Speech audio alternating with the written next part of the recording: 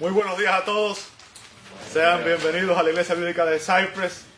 Nos da un gozo tremendo el estar nuevamente congregados en este lugar. Damos gracias a Dios por la presencia de todos y cada uno de ustedes. Y nuestra oración es que usted sea bendecido y esperamos que en este tiempo usted tenga un excelente tiempo de comunión con Dios y también con la iglesia. Agradecemos por su presencia y queremos obviamente reconocerlos a todos.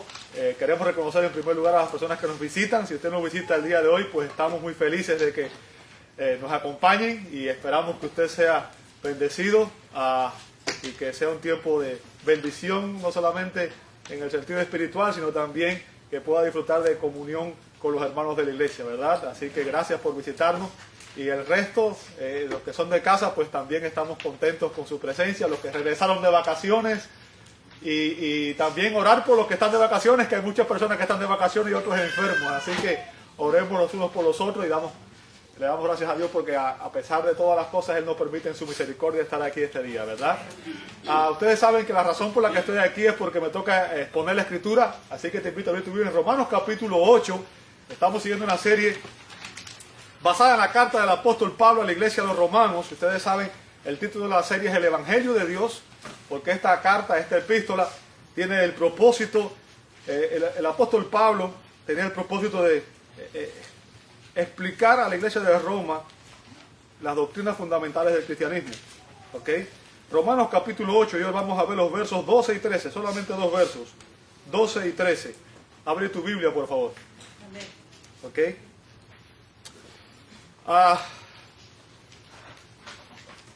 Cuando usted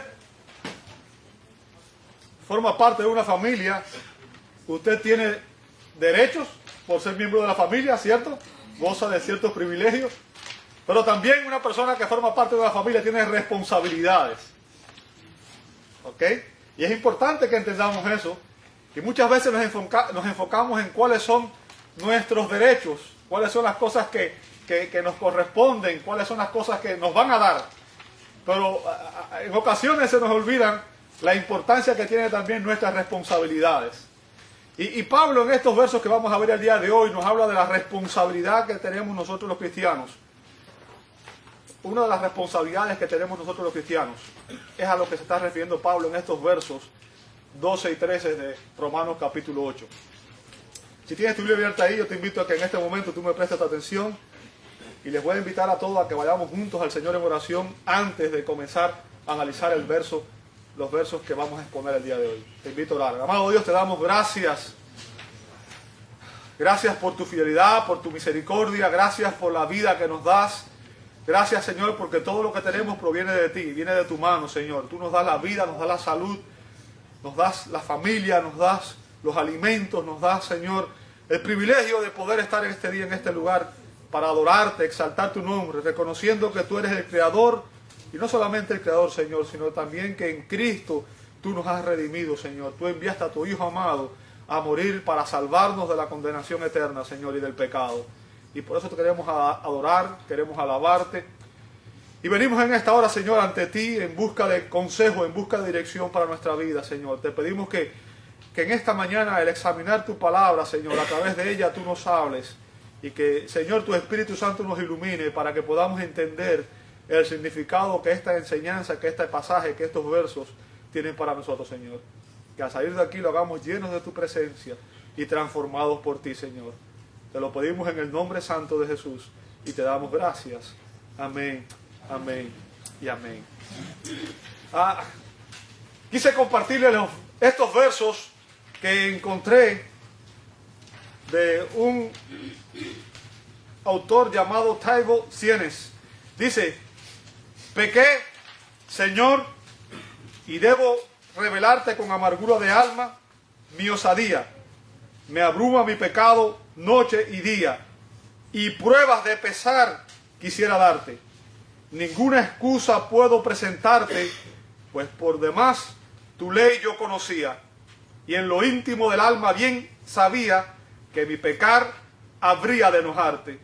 Mas, oh Dios, mi natural humano a veces por el mal ganado advierto, y el espíritu vence la materia, que siempre, Padre, sobre mí tu mano, al conducirme por camino cierto, muéstrame del pecado la miseria. Yo creo que estos versos resumen un dilema que todos nosotros tenemos. Un dilema que es común a todos los seres humanos. Y estoy hablando específicamente sobre todo a la iglesia, ¿verdad? Que es nuestra batalla, nuestra lucha con el pecado. Yo creo que todos nosotros estamos enfrascados en esa batalla en Cristo, ¿verdad? La batalla interior que existe en los cristianos en contra del pecado, que muchas veces llega y toma fuerza en nosotros y nos hace caer, ¿verdad? Y el énfasis del apóstol Pablo en estos versos, en Romanos capítulo 12 y 13, precisamente es ese. Es precisamente la responsabilidad que tenemos usted y yo como creyentes de eliminar el pecado en nuestra vida a través de la ayuda del Espíritu Santo que mora en nosotros. ¿Ok? Como cristianos se nos demanda que nosotros erradiquemos cualquier rastro de pecado que haya en nosotros. Bien, y ese es el énfasis de este pasaje. Yo creo que se lo puse en las notas.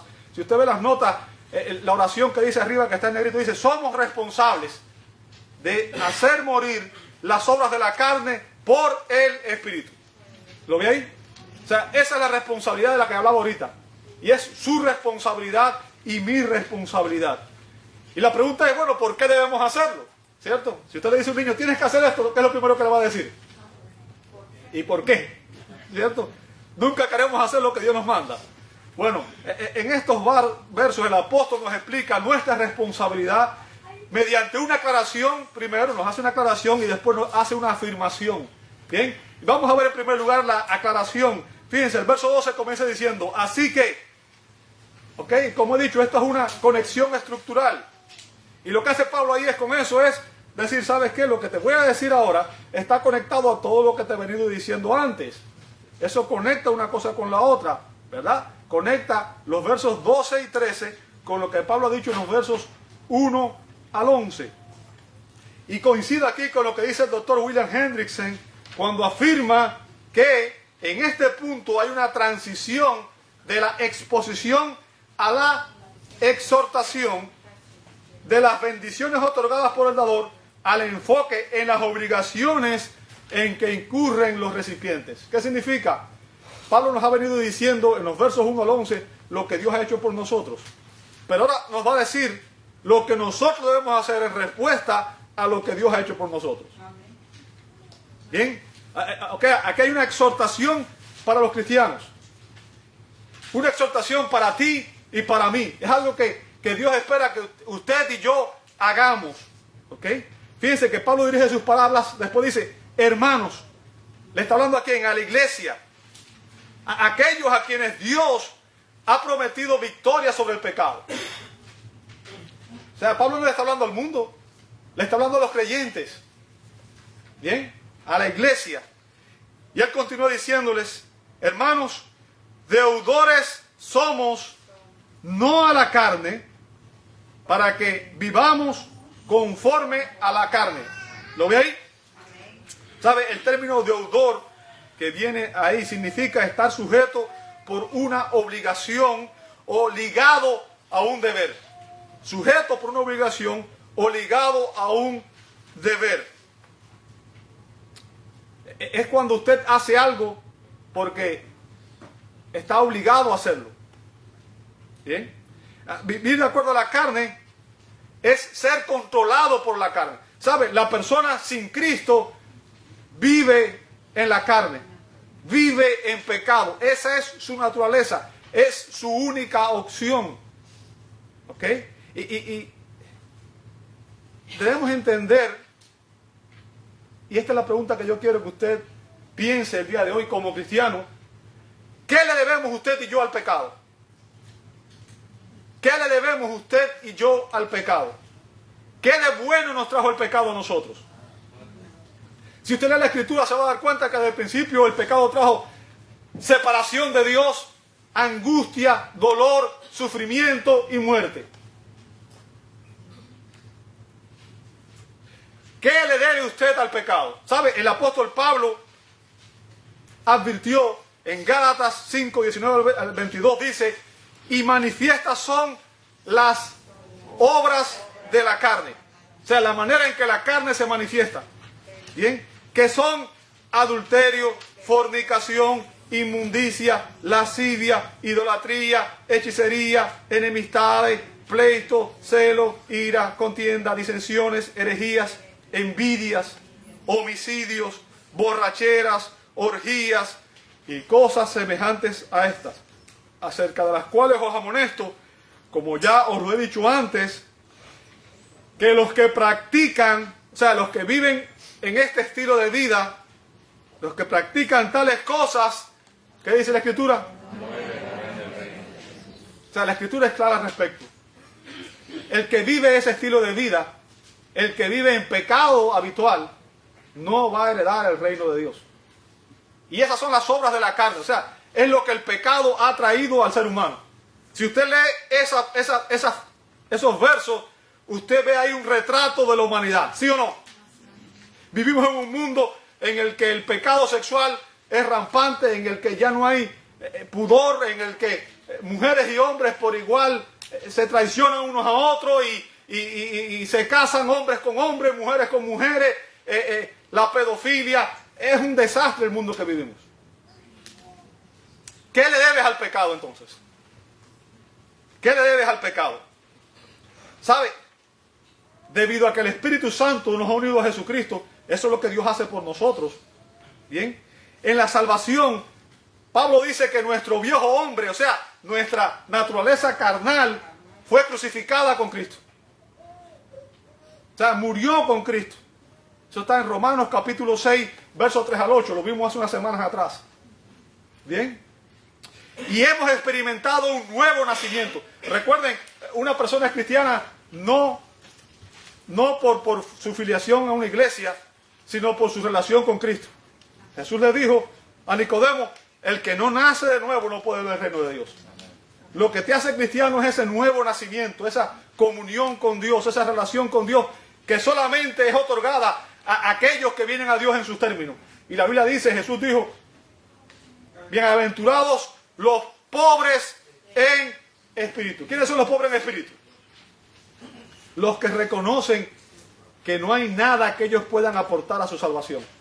Aquellos que reconocen que están en bancarrota espiritual y que no hay nada que ellos puedan hacer para ganar el favor de Dios.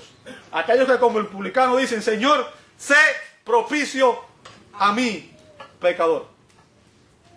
A esas personas Dios le transforma, los regenera, les da una nueva naturaleza, les da vida espiritual, dice Efesios capítulo 2, verso 1. ¿Sabe? Hasta ese punto usted está muerto espiritualmente y es en el nuevo nacimiento, es en ese momento que Dios lo hace nacer de nuevo por la fe y le da una nueva naturaleza espiritual, ¿verdad? Ese mismo día usted es trasladado del reino de las tinieblas al reino de Cristo. Eso es lo que dice la Escritura en Colosenses capítulo 1, verso 13. Y ese día usted pasa de estar bajo la ira de Dios y se convierte en un hijo adoptado de Dios. Entra en la familia de Dios. Juan 1:12, ¿cierto? En vez de estar bajo la ira de Dios, ¿sabe? Los pecadores están, dice la Biblia, Salmo 7:11, que Dios es juez justo y Dios está irado con el impío todos los días. O sea, las personas que practican este estilo de vida que vimos ahorita en Gálatas, Dios está irado con esas personas. Están bajo la ira de Dios. ¿Ok? Ahora, Dios nos ha sacado, Dios crucificó esa carne para que nosotros como cristianos no somos deudores a la carne. No le debemos nada. Porque la carne simplemente, o sea, la naturaleza pecaminosa simplemente lo que nos ha hecho es traernos corrupción y pecado y dolor. Ahora, ¿por qué un cristiano querría pecar entonces? ¿Por qué practicar algo que nos va a hacer daño? ¿Por qué practicar algo que sabe que va a condenarle a la muerte? ¿Cuántos de ustedes quieren morir? Nadie, ¿cierto? Entonces, usted no se va a tomar un poco de veneno, a menos que usted esté enfermo, ¿cierto? ¿Sabe? Y muchas veces vemos el pecado y lo vemos con una ligereza, pensamos, un pecado más, un pecado menos no es gran cosa, ¿cierto? No nos damos cuenta de que el pecado, la Biblia lo dice claramente, el pecado es muerte, la condenación del pecado es muerte, no es algo de juego, no es algo con lo que podemos estar jugando, ¿ok? Usted y yo ya no somos esclavos del pecado, el pecado no es nuestro amo, no es nuestro Señor. La Biblia dice que usted y yo somos esclavos de justicia, eso es lo que dice Pablo en Romanos 6:18. Dios nos libró del dominio del pecado, del control del pecado. ¿Sabe? Eso es lo que Dios está haciendo en los creyentes. En la salvación, en la justificación, Dios perdona todos nuestros pecados. Es por eso que no hay condenación. Romanos 8:1 empieza con una declaración importante. No hay condenación para los que están en Cristo Jesús. ¿Qué significa? Nunca más serás condenado. ¿Por qué? Porque en Cristo todos tus pecados pasados, presentes y por venir fueron perdonados. Ahí empieza la salvación. La justificación, Dios nos acredita, Dios nos imputa la justicia de Cristo. Pero a partir de ese día empieza la santificación, en la cual Dios nos va entonces impartiendo la justicia de Cristo. ¿Qué significa? Dios nos va transformando y nos va conformando a la imagen de Cristo, el varón perfecto. O sea, un cristiano es una persona en la que tiene que haber un crecer espiritual, un crecimiento espiritual y un alejamiento del estilo de vida del mundo. ¿Por qué? Porque recuerden cómo se describe la experiencia cristiana. Se dice que una persona se convirtió. ¿Sí o no? O sea, se convirtió al Evangelio. ¿Qué significa? Usted antes estaba caminando, vamos a suponer, a Dios. Estaba de espaldas a Dios. Estaba viviendo en la carne, en el pecado. Ese era su estilo de vida. Pero cuando usted recibió el Evangelio y creyó el Evangelio ese día, usted se dio cuenta de que ese camino, como dice la Escritura, hay caminos que al hombre le parecen derechos y su fin es muerte. Se dio cuenta de que el camino que usted llevaba era un camino que lo conducía a la separación eterna de Dios. Y ese día usted se dio cuenta de que tenía que arrepentirse de ese caminar y tenía que volverse al único que podía traerle salvación y vida eterna, que es Jesucristo, porque no hay otro nombre bajo el cielo dado a los hombres en el cual podamos ser salvos, sino en el nombre de Jesús. ¿Ok? Y ese día usted rectificó y se dio cuenta de que su andar estaba equivocado y que ahora va a empezar a caminar por fe, en obediencia a Dios, siguiendo a Cristo. Por eso lo llamamos cristiano. ¿Sabe? Un cristiano es una persona, ¿sabe? Los llamamos discípulos y cristianos. ¿Por qué? Porque Cristo es nuestro Señor. La Biblia dice que debemos tener nuestros ojos puestos en Jesús, quien es el autor y el consumador de nuestra fe. Cristo es el modelo perfecto. Cristo es la persona con la cual tenemos que compararnos y a la cual tenemos que emular. ¿Qué significa? Yo no debo compararme con ninguno de ustedes. Ni usted debe compararse con ninguno de los que estamos aquí. ¿Por qué? Porque si nos comparamos con otras personas, nos vamos a dar cuenta que en algunas cosas somos mejores que ellos. Y quizás nos vamos a sentir orgullosos, ¿cierto? Oye, yo soy mejor que... Pero cuando usted se compara con Cristo, usted se da cuenta de que usted nunca llega a esa estatura. Y que falta mucho por crecer. Y que falta mucho por cambiar. Y eso es lo que un cristiano debe hacer. Siempre mirar a Cristo. Siempre mirar al Señor. Y ver aquellas áreas en su vida en las cuales no está imitando el estilo de vida de Cristo. No está imitando el caminar de Cristo. Ahora, el punto es que a pesar de que Dios nos regeneró, Dios nos dio una nueva naturaleza, Dios regeneró nuestra alma, nuestro espíritu, pero nuestros cuerpos aún no han sido regenerados. O sea, nuestros cuerpos esperan, la Biblia dice, el día de la redención. ¿Cuál es el día de la redención? El día que Cristo venga por su iglesia. Ese día vamos a recibir cuerpos regenerados, cuerpo glorificado como el de Cristo. Y ese día no vamos a tener nunca más relación con el pecado.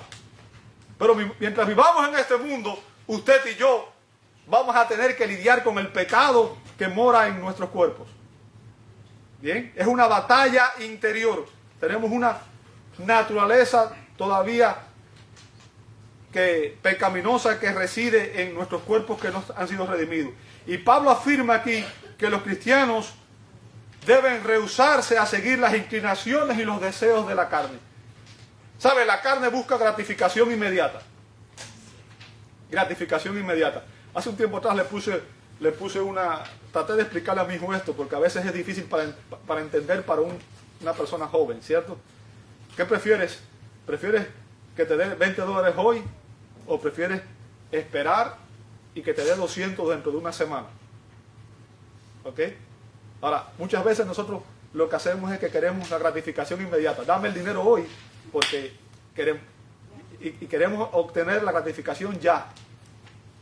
Y no nos damos cuenta de que el pecado parece dar gratificación, pero esa gratificación tiene un precio y que no es real. ¿Sabe? Todo lo que usted y yo tenemos en este mundo nos ha sido dado por Dios. Dios es el creador. O sea, todo lo que usted tiene, la salud, la vida, todo lo que Dios tenemos nos ha sido dado por Dios. Aún el sexo ha sido dado por Dios. Estoy poniendo un ejemplo para que usted entienda. Y muchas veces las personas buscan gratificación en el momento sin darse cuenta de que esas relaciones fuera del diseño de Dios, en vez de traer gratificación, lo que trae son consecuencias negativas. Los jóvenes teniendo sexo antes de estar casados, yo quiero que usted entienda, por eso hay tanto aborto. Eso es gratificación al momento, pero al final de cuentas, si no hay amor, si no hay una relación estable, las consecuencias son funestas y devastadoras.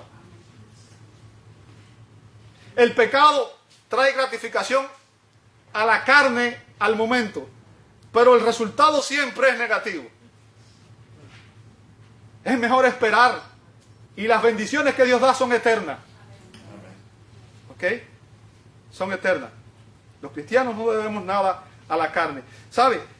Ahora, ¿cómo podemos nosotros lidiar con el pecado? Déjame decirte, lamentablemente existe una enseñanza muy común en nuestros días, que es promovida por el movimiento carismático. Ellos dicen, ¿sabes qué? Tienes que esperar una segunda unción o una segundo bautismo del Espíritu Santo. Vas a tener esa experiencia y esa experiencia va a venir a ti y tú vas a ser transformado de un día para otro. No hay nada que tú debas hacer. Dios lo va a hacer todo por ti y de esa manera tú vas a vivir en victoria y vas a vivir en poder y vas a vivir en todo. Qué cómodo es que otro venga y haga todas las cosas por ti. Le dicen a la gente por televisión, da un cheque, haz un pacto y Dios te va a sacar de la deuda que tienes. Yo creo que en vez de hacer un pacto y sacarte de la deuda, lo que te vas a meter es en más deuda, ¿cierto? Porque si estás con deuda y estás mandando más plata, pues te vas a quedar con más deuda. La Escritura nos enseña eso. Lo que la Escritura nos enseña es que usted se mete en problemas porque usted no hace lo que Dios demanda de usted. Y no es responsable. Y si usted no es responsable con la finanza y se mete en deuda, el culpable no es Dios, el culpable es usted por no ser un buen administrador. Entonces tú estás pidiendo que Dios lo saque de algo en que usted se metió por usted mismo. Y no estoy diciendo con esto que Dios no puede sacarlo. Lo que estoy tratando de explicarle es que Dios obra en aquellas cosas en que nosotros no podemos obrar. Pero Dios espera que usted sea responsable con las bendiciones que Él le da. ¿Sabe? Yo quiero que usted entienda. A veces pensamos, esta es mi vida. ¿Cierto? ¿Es tuya? ¿De verdad? ¿Qué pasa si hoy te cierran el oxígeno? El balón de oxígeno. ¿Hasta dónde vas a llegar? ¿Sabes que Dios te dio la vida? Pero Él te la dio para que tú administraras tu tiempo, tus talentos y tus tesoros. La manera en que tú administras esas tres cosas definen quién tú eres. No importa lo que tú y yo digamos. Jesús dijo, un verdadero cristiano es aquel que busca primeramente el reino de Dios y su justicia. No mis intereses, no lo que yo quiero. Primero buscar a Dios y su justicia. Buscar lo que Él espera de nosotros. ¿Cierto? Tenemos que hacerlo en la medida que Dios quiere, en la manera que Dios quiere. ¿Sabe? Somos responsables por cada acción y cada decisión que tomamos. ¿Entiende eso? Usted es responsable ante Dios. Y usted no puede esperar que Dios lo haga todo por usted. Hace unos años atrás vino una persona y me dijo, yo vine hoy a la iglesia, había hecho algo. Y el carro se lo habían quitado, la policía le había quitado el camión, era camionero. Yo vine hoy a la iglesia para ver si es verdad que Dios es tan bueno. Y si Él no me devuelve el carro hoy mismo, yo no voy a creer más en Dios. ¿Qué hiciste? ¿Eres culpable de lo que pasó? ¿Por qué Dios tiene que darte algo de lo que tú eres culpable? ¿Cómo crees que un Dios que es justo va a aprobar lo mal hecho? ¿Cierto? ¿Sabe? El punto de que no debemos hacer nada no es algo bíblico. Muchas personas creen en la iglesia hoy que ellos no son responsables de lidiar con el pecado que mora en ellos. Esa enseñanza no es bíblica. Y en estos versos Pablo procede a explicarnos cómo debemos obtener victoria sobre la carne. ¿Cómo podemos obtener victoria sobre la carne? ¿Sabe? Vivir de acuerdo a la carne es ser gobernado por la carne. Es cuando usted vive en pecado permanentemente. Es controlado por el pecado. ¿Ok? Y debido a que no somos beneficiarios de la obra redentora de Dios por la carne, por lo que hemos hecho en la carne, sino por la gracia de Dios en Cristo, es a la gracia de Dios y es a Cristo a quien tenemos que darle gloria y a quien debemos algo. ¿Cierto? Pablo dice en el verso 13, porque si viven conforme a la carne, ¿qué cosa? Moriréis. ¿Lo veis? Ahora, el apóstol lo que está haciendo es que está aclarando una cosa. ¿Sabe lo que está diciendo el apóstol aquí? No importa si tú hiciste una confesión de fe. Tú puedes haber venido aquí al frente y haber hecho una confesión de fe y la oración del pecador y puedes haber hecho todo eso. Eso no garantiza tu salvación. Lo que Pablo está diciendo es que una persona cuya vida se caracteriza por la práctica del pecado habitual no es cristiana, no importa lo que diga. Y esa persona no va al cielo, va al infierno. ¿Ok? Está espiritualmente muerta. Eso es lo que Pablo está diciendo ahí. Una persona cuyo estilo de vida se caracteriza por el pecado habitual está muerta espiritualmente y no está yendo camino al cielo, sino que está yendo en el sentido opuesto. Una profesión de fe no garantiza la posesión de la fe salvífica. La fe salvífica, Santiago dice que la fe sin obras es ¿qué cosa? ¿Qué significa? La verdadera fe nunca está sola. Siempre produce cambio, fruto en nosotros. ¿Verdad? Bueno, Pablo aclara primeramente esto. Tiene que haber evidencia en tu vida. Y después de esto hace una afirmación, verso 13, la segunda parte. Dice, mas si por el Espíritu hacéis morir las obras de la carne, ¿qué cosa? ¿Sabe? Esta es una exhortación. ¿Una exhortación a qué? A hacer morir, del griego tánatos. ¿Ok? Esta es una palabra que cuando se traduce al español significa matar, hacer morir y amortiguar. ¿Qué es lo que debemos matar? ¿Qué es lo que debemos hacer morir? ¿Y qué es lo que debemos amortiguar? Las obras de la carne. ¿Sabe? La palabra carne es usada aquí, o el término este que usa Pablo aquí cuando se refiere a hacer morir, es usado aquí en distintas formas. ¿Ok? Por ejemplo, una de las formas que se usa es negarse a gratificar, negarse a cumplir un deseo. Bien, ¿sabe? Las personas muchas veces viven en base a sus deseos, a lo que queremos. Les voy a poner un ejemplo sencillo para que usted se dé cuenta de lo que estoy explicando. Hay un problema grave de obesidad en América, ¿sí o no? Bueno, en América solamente, pero en México también. Yo creo que en casi todos los países, ¿cierto? ¿Y es por qué? Porque nos gusta comer ciertas cosas que muchas veces no son saludables. ¿Sí o no? Pero aún cuando sabemos que nos hacen daño, seguimos comiendo eso. ¿Por qué? Porque me gusta. Y quiero gratificación ya. Y después que la persona está con 600 libras, tiene la presión altísima, tiene el colesterol no sé dónde, entonces después cuando ya el médico le dice, ¿sabes qué? Si no cambias ahora, vas a morirte. Entonces después quiere hacer dieta en una semana y bajar las 600 libras que aumentó en 30 años, 40 años, 50 años. Y quieren hacer una dieta en 15 días y cambiar su... No se dan cuenta de que es un estilo de vida. Eso no es una cuestión de cambiar. Ya, los cambios nunca funcionan así. El cambio es un estilo de vida. ¿Ok? El comportamiento que una persona tiene sin Cristo es un estilo de vida. Es el estilo de vida de la carne, del pecado. Ahora, en Cristo, el cristiano debe tener un nuevo estilo de vida. ¿Ok? Un nuevo estilo de vida. ¿Sabe? El término aquí de matar las obras de la carne es simbólico y significa molestar, fastidiar o amargarle la vida a. Ahora, ¿amargarle la vida a quién? Al pecado que está en nosotros. En vez de alentar el pecado en mí mismo, yo tengo que mortificar el pecado. ¿Ok? Ojo, no estoy diciendo que no puede comer, porque el que no come se muere, ¿cierto? Lo que estoy diciendo es que uno tiene que haber un equilibrio, un balance.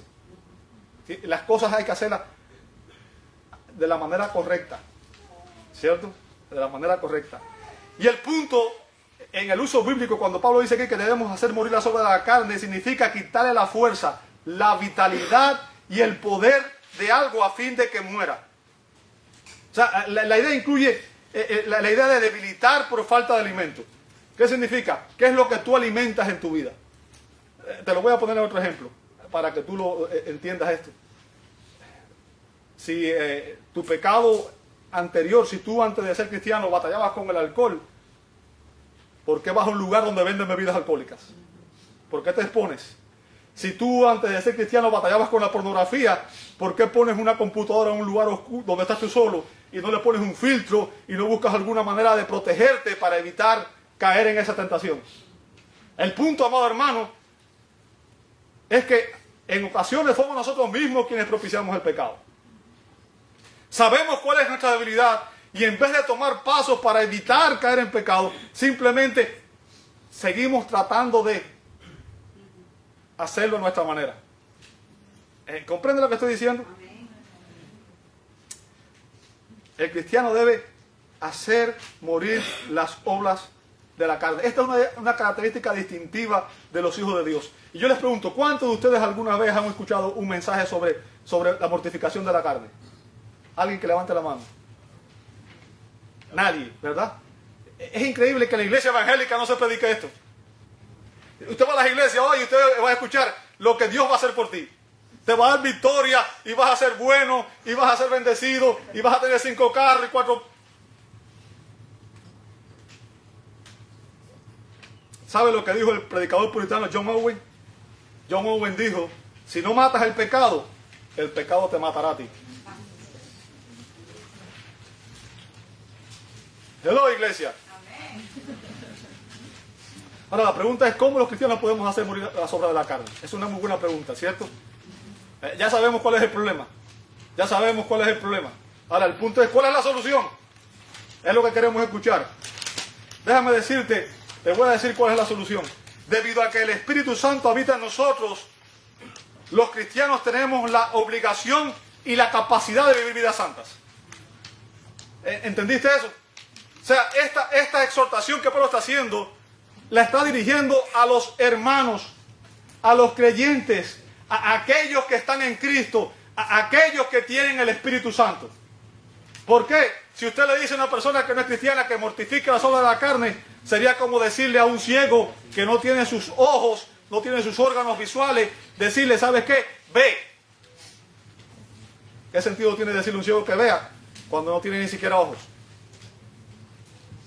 Entonces, tenemos que entender que esta exhortación está dirigida a las personas que son cristianas, aquellos en los cuales el Espíritu de Dios mora. ¿Sabe? Poco después que una familia se mudó a una casa, la casa empezó a mostrar los efectos del estilo de vida de esa familia. Al poco tiempo, todo el césped estaba quemado y sucio y lleno de hierba hasta arriba, y la casa dentro estaba sucia y desordenada y apestosa. Y poco tiempo después, esta gente vendió esa casa y vino una nueva familia. Al poco tiempo, el césped estaba todo cortado, la hierba estaba nuevamente reverdecida, la casa fue pintada, y cuando usted entraba adentro también todo era diferente. La apariencia tanto externa como interna fue transformada. ¿Por qué? Porque había un nuevo residente en aquella casa, había un nuevo residente en aquel lugar cuya perspectiva era totalmente diferente. ¿Ok? Ahora, Pablo está hablando a nosotros y el punto que está diciendo es, ¿sabes qué? Tu templo, que es tu cuerpo, antes estaba habitado por el pecado. Y era como esa casa. Todo tu cuerpo era usado para el pecado. Pero ahora en ustedes hay un nuevo residente, que es la Santísima Trinidad, morando en ti. Tú eres el templo del Espíritu Santo. Y eso debe evidenciarse en tu exterior. No solamente en tu interior, sino también en tu exterior. En el estilo de vida que tú vives. En las decisiones que tomas. En la manera que te comportas. Es importante que entendamos eso. ¿Ok? ¿Sabe? Todas las exhortaciones bíblicas a los creyentes se basan en las bendiciones y promesas que ya tenemos del Señor. Dios no te va a pedir que hagas algo que Él sabe que tú no puedes hacer como cristiano, sino que Él te hace las exhortaciones basado en lo que Él ya ha hecho por ti, sabiendo que tú tienes la capacidad de hacerlo. ¿Bien? ¿Sabe? La posesión del Espíritu Santo es la esencia misma de lo que significa ser cristiano. No se puede ser cristiano si no se tiene el Espíritu Santo. Por tanto, la exhortación de Pablo está dirigida a los cristianos, a aquellos en los cuales el Espíritu de Dios habita. Sin el Espíritu de Dios no podríamos cumplir los mandatos de Dios. ¿Ok? Es importante que entendamos esto. Es por eso que no podemos decirle a una persona, mortifica las obras de la carne, sin primero decirle, ¿sabes qué? El Evangelio es este. Cuando una persona no es cristiana, en vez de enseñarle esto, tenemos que enseñarle cómo llegar a los pies de Cristo. Un inconverso nunca podría mortificar las obras de la carne. A veces le decimos a la persona, busca a Dios. Un inconverso nunca va a buscar a Dios. ¿Cómo yo lo sé? Romanos capítulo 3. Dice, no hay quien entienda, no hay justo ni un uno. No hay quien busque a Dios. Es Dios quien está buscando a los pecadores. El deber nuestro es predicar el Evangelio. El deber nuestro es enseñar la verdad. Bien. Lejos de satisfacer los deseos de la carne, los cristianos debemos hacer morir o amortiguar los efectos de la obra de la carne en nosotros. ¿Sabe? Hay un libro de John Owen, los que no lo han leído pueden leerlo, se llama así, La mortificación de la carne. Ustedes pueden quizás encontrarlo en online, yo creo que está, y en algunas bibliotecas. Este hombre escribió, es más fácil que un hombre vea sin tener ojos, hable sin tener lengua, a que verdaderamente mortifique un pecado sin el Espíritu Santo. ¿Qué se da cuenta de lo que estoy diciendo? O sea, esta enseñanza está dirigida a la iglesia. Y cuando se dice a la iglesia que debe mortificar los deseos de la carne, se le está hablando porque está basado en el hecho de que esa persona tiene el Espíritu Santo. Y esa es la base de todo lo demás. Bien, no se trata de seguir una serie de normas y reglas. No se trata de decir lo que tiene y no tiene que hacer las personas. Para que ustedes entiendan, hay cosas que podemos hacer que nos ayudan a eliminar los deseos de la carne, a disciplinar nuestros cuerpos. Pero esas cosas, si las tratamos de hacer sin la ayuda del Espíritu Santo, no van a funcionar, porque no vamos a tener el poder que nos da la disciplina. ¿Bien? El Espíritu Santo es el que nos proporciona el poder para matar nuestros pecados de manera continua y gradual. Un proceso que realmente nunca va a ser completado en esta vida. ¿Qué significa? A lo largo de toda nuestra vida cristiana vamos a estar batallando con el pecado. ¿Bien? Si alguno dice que no ha pecado, el tal es mentiroso, dice el apóstol Juan. ¿Bien? El doctor David Martin Lloyd Jones afirmó, el apóstol nos dice que el pecado puede ser quitado. El apóstol no dice que el pecado pueda ser quitado repentinamente y completamente erradicado. O sea, la enseñanza de ahorita de que una obra especial del Espíritu Santo va a quitar el pecado, eso no es bíblico. ¿Entendió eso?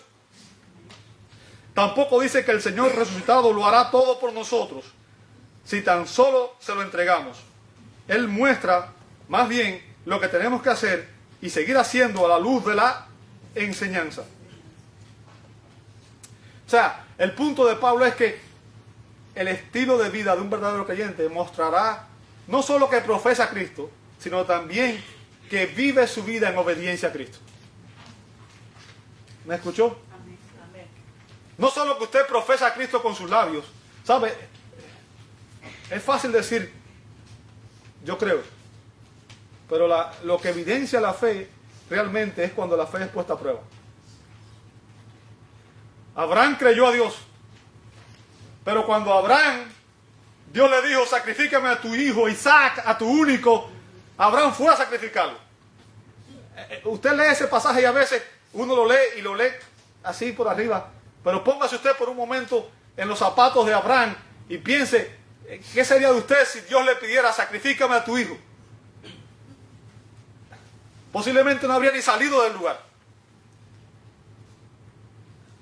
Fue una prueba de fe increíble. Cuando usted mira Hebreos 11, que habla de los héroes de la fe, las cosas que se le pidieron que hicieran eran increíbles. ¿Sabe? A Josué se le pidió, da 7 vueltas a la ciudad todos los días, por 7 días, y no hable nadie. Ahora, ¿te imaginas qué estrategia militar es esa? Dándole vuelta a una ciudad, tocando trompeta nada más por 7 días sin que la gente hable. Cualquier militar, usted le dice a su militar y va a decir, este está loco. ¿Cierto? Porque humanamente no hacía ningún sentido. ¿Sabe que la palabra de la cruz es locura para los que se pierden? El punto que estoy tratando de hacerle, amado hermano, es que la fe se muestra mediante mi obediencia a la verdad que Dios ha revelado en su palabra. Si yo digo que yo creo, pero soy desobediente a Dios, estoy negando con mis acciones lo que estoy confesando con mis labios.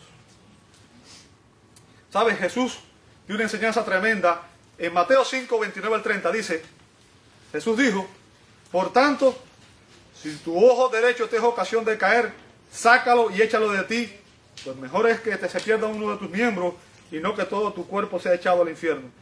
Y si tu mano derecha te es ocasión de caer, córtala y échala de ti, pues mejor es que se pierda uno de tus miembros y no que todo tu cuerpo sea echado al infierno.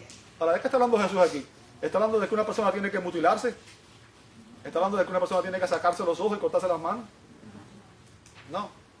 Él está usando un lenguaje figurado, ¿cierto? Un lenguaje hiperbólico, para enfatizar que el creyente genuino debe erradicar el pecado de su vida. El pecado es algo tan serio que debemos erradicar aquello que nos arrastra al pecado. ¿Bien? Fíjense que él dice que es mejor que se pierda uno de tus miembros y no que todo tu cuerpo sea echado al infierno. O sea, no que todo tu cuerpo soporte las consecuencias eternas del pecado. ¿Bien? El pecado debe ser tratado de una manera drástica. ¿Por qué? Porque tiene efectos mortales. ¿Sabe? A veces, como digo, no pensamos en el pecado. Aún como cristianos, ¿sabes qué? Si usted lea la carta a los Corintios, Pablo dice, ¿sabes qué? Hay muchos enfermos porque están tomando la cena del Señor indignamente y muchos están debilitados y muchos han muerto. ¿Por qué? Por blasfemar el nombre del Señor.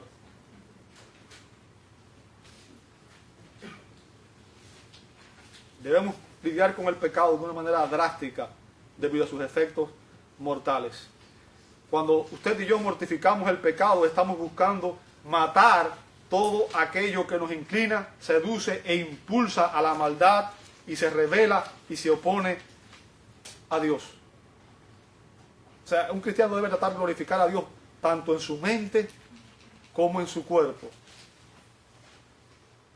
Glorificar a Dios en la manera de pensar y en la manera de actuar. Como oró, todo vuestro ser, espíritu, alma y cuerpo sea guardado irreprensible para la venida del Señor. Esa fue la oración de Judas, ¿cierto? Ahora, un medio de gracia que Dios nos ha provisto para este proceso es nuestra obediencia fiel a los mandatos de la Escritura. Fíjense, el salmista declaró en el Salmo 19:11, en mi corazón, ¿qué cosa? He guardado tus dichos, ¿para qué? ¿Qué significa eso? Cuando una persona toma este libro y lo atesora, medita, dice el Salmo 1, en su palabra de día y de noche, y esta palabra se convierte en no solamente en su meditación, sino esta palabra se convierte en su estilo de vida. Cuando usted empieza a obedecer la Escritura, por fe, usted empieza a abandonar esos hábitos pecaminosos. O sea, la meditación y la práctica de la Escritura es un medio de gracia que Dios ha provisto para que nosotros lidiemos con el pecado. Recuerde, meditar la Escritura sin el Espíritu Santo, en primer lugar, no va a entenderla. El hombre natural no entiende las cosas que son del Espíritu de Dios. ¿Ok? La base de todo es el hecho de que usted está en Cristo. Pero un cristiano medita en la Escritura, vive la Escritura, obedece la Escritura, y de esa manera Dios le da el poder para erradicar, para disminuir y castigar el pecado en su vida. La Escritura nos ofrece a los creyentes muchas ayudas para evitar y matar el pecado. Fíjense, Jesús dijo en Juan 17:17, santifícalos en la verdad. ¿Qué cosa? O sea, la palabra de Dios tiene un efecto en nosotros. ¿Cuál es el efecto? Nos santifica. Nos santifica. O sea, nos hace santos como Dios. No igual que Él en el sentido porque la santidad de Dios es perfecta, pero nos ayuda a vivir de una manera que honre el carácter de Dios. ¿Entiende eso? Es por eso que un cristiano debe estar expuesto constantemente a la Escritura. ¿Sabe? La Escritura es el espejo en el cual debemos evaluar nuestras vidas cada día. Recuerde, cuando usted sale de su casa, siempre es lo primero que hace. Se mira en el espejo y se arregla. Nadie sale a la casa como se levantó, ¿cierto? Todo el mundo se mira en el espejo para arreglarse, para que la gente no se asuste cuando lo vea. Bueno, si hacemos eso con nuestra apariencia externa, debemos hacer lo mismo con nuestra apariencia interna. Debemos examinarnos a nosotros mismos a la luz de la Escritura y ver aquellas cosas que están desarregladas en nosotros y pedirle al Señor que Él nos dé la fuerza para salir de ahí. ¿Bien? Debemos saturar nuestras mentes con la palabra de Dios. Ahora, ser controlado con el Espíritu Santo viene de ser obediente a su palabra. En segundo lugar, la oración constante. Otro medio de gracia que Dios nos ha dado, la oración constante. ¿Ok? La oración es un medio que el Espíritu Santo usa para ayudarnos a hacer morir las obras de la carne. Cuando un cristiano ora, está declarando su dependencia en Dios. ¿Sabe? Hay mucha gente que ora para cambiar a Dios. Yo quiero que usted entienda, Dios no cambia. Dios es inmutable. Si usted está orando para cambiar a Dios, usted está equivocado.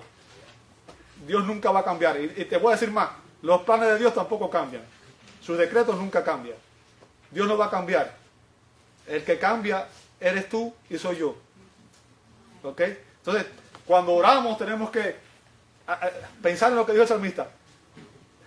Deleítate a sí mismo en Jehová y Él te concederá las peticiones de tu corazón. ¿Qué significa eso? Cuando tú estás en armonía con Dios y estás orando de acuerdo a la voluntad de Dios, Él te va a conceder tus peticiones porque van a ser peticiones que van a tener un propósito santo y van a ser peticiones que glorifican a Dios. No van a ser peticiones para tu propia gloria ni para tu propio beneficio, sino van a ser peticiones que van a estar de acuerdo a la voluntad y el propósito de Dios para tu vida. ¿Sabe que a veces pedimos cosas que a nosotros nos parecen buenas, pero que Dios sabe que no son buenas? Pablo pidió, Señor, quítame este aguijón que tengo. Y el Señor le dijo, bástate en mi gracia, porque mi poder se perfecciona en la debilidad. ¿Por qué le dejó el aguijón? Para que Pablo entendiera que toda la gloria le pertenece a Dios. Y que no había nada que saltarse. ¿Te das cuenta? Entonces, a veces pedimos, Dios, quítame esto. Y a veces eso es lo que Dios está usando precisamente para moldearte como el alfarero y llevarte a donde Él quiere que tú estés. Y cuando tú ores, recuerda la oración modelo que Jesús dio. ¿Cuál fue? ¿Cómo dice? Padre nuestro que estás en los cielos, santificado sea tu nombre. Y después, ¿qué dice? Hágase mi voluntad, ¿cierto? ¿Y por qué cuando oras siempre quieres hacer tu voluntad y no la de Dios?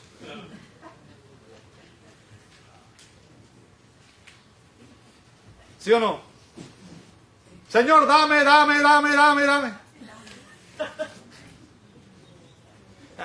Póngase a pensar, vamos a pensar en nuestra propia vida de oración. ¿Cuántas veces cuando oramos empezamos diciendo, Señor, gracias por tu misericordia, gracias por tu fidelidad, gracias por lo que me diste, gracias por la salud, gracias por los alimentos, gracias por la familia, gracias por el trabajo, gracias? ¿Cuántas veces usted empieza de esa manera? En su vida de oración, ¿cómo ora usted? O entra directo, Señor, tú sabes que necesito ese carro ya porque el carro que tengo ya me está fallando. ¿Cuántas veces usted confiesa sus pecados? ¿Sabe? La oración constante es un medio que el Espíritu Santo usa para ayudarnos a hacer morir las obras de la carne. El doctor John MacArthur afirma: la oración sincera tiene una manera de desenmascarar el engaño del pecado. Cuando los hijos de Dios abren sus mentes y corazones a su Padre Celestial, Él con amor revela pecados que de otra manera pasarían desapercibidos. Déjame decirte otro modo que Dios usa, otro medio de gracia que Dios ha puesto, es la comunión de los santos. ¿Sabe eso? Es por eso que la Escritura dice que no debemos dejar de congregarnos como algunos tienen por costumbre. ¿Por qué? ¿Sabe? Cuando yo tengo que rendir cuentas a otras personas de mi vida espiritual, eso me ayuda a mí a mantenerme santo. Es importante que los cristianos tengamos siempre alguien con quien rendir cuentas. ¿Me estás escuchando? ¿Sabe? Muchas veces los cristianos queremos vivir como el llanero solitario. Yo quiero que te entiendas. La gente está equivocada. Mucha gente piensa que ellos son cristianos porque ven un servicio en línea o en el televisor. Déjame decirte, el término iglesia viene del griego eclesia, que significa los llamados de afuera a una congregación. ¿Qué significa? Si usted no forma parte de un cuerpo, si usted no forma parte de un grupo de personas con las cuales adorar, con las cuales orar, con las cuales servir, con las cuales usted no es cristiano. Aunque vea 50 cultos en línea. ¿Por qué? Porque un cristiano es una persona que ha sido llamado por Dios a formar parte de un cuerpo en el cual esa persona sirve, apoya, ora y hace todas las cosas que debe hacer un cristiano. Ese es un medio de gracia que Dios nos ha dado. Porque es aquí, en la comunión con los santos, donde sentimos el apoyo y el respaldo. ¿Cierto? Recuerden, la única manera posible en que un creyente realmente mortifica las obras de la carne es cuando el Espíritu Santo está hablando en él y hace estas cosas en el poder del Espíritu. No podemos vencerla. Usted no va a poder vencer la carne en sus propias fuerzas. ¿Ok? No está en nuestra capacidad humana hacerlo. Es cuando usted se somete a la guía, a la dirección del Espíritu Santo. Solo entonces usted va a tener el poder y la capacidad para vencer las obras de la carne. Es por eso que se nos dice que debemos andar en el Espíritu, ¿verdad? Para que Él nos ayude a matar aquellas cosas, aquellas obras de la carne que todavía batallan con nosotros. ¿Sabe? Y esta es una batalla que todos estamos librando, tú y yo. La santificación, amado hermano, es la transformación espiritual de la mente y de los afectos, que a su vez dirigen la voluntad del cristiano y otros actos para que el cristiano obre acorde a la voluntad de Dios y no acorde al pecado. Eso es lo que Dios está haciendo en nosotros. Te invito a orar. Amado Dios, te damos gracias. Gracias porque en tu palabra tú nos enseñas cómo debemos vivir. Gracias, Señor, porque es tu amor y tu misericordia la que nos ha rescatado. Pero también, Señor, tú nos llamas a ser responsables ante ti y a vivir de una manera que honre tu nombre. Te pedimos perdón por las veces que no hemos obedecido tu palabra, por las veces que hemos caído en pecado, y te pedimos que tú nos ayudes, Señor, a cada día a crecer más en la imagen de tu Hijo. Y que nos ayudes, Señor, a someternos a la guía de tu Espíritu para poder vivir en humildad, en obediencia, en sujeción a ti, Señor. Y poder cada día someter, castigar las obras de la carne en nosotros, Señor. Te damos gracias por esta bendición de poder recibir tu palabra, y gracias porque en esta palabra tú nos enseñas, Señor, que el poder está en ti y que, Señor, el Espíritu Santo está en la fortaleza que necesitamos para poder, Señor, obtener victoria sobre el pecado. Gracias por esa bendición, Señor. Pedimos que tú bendigas cada hogar, cada familia desventada. Te lo pedimos en el nombre de Jesús. Amén. Amén.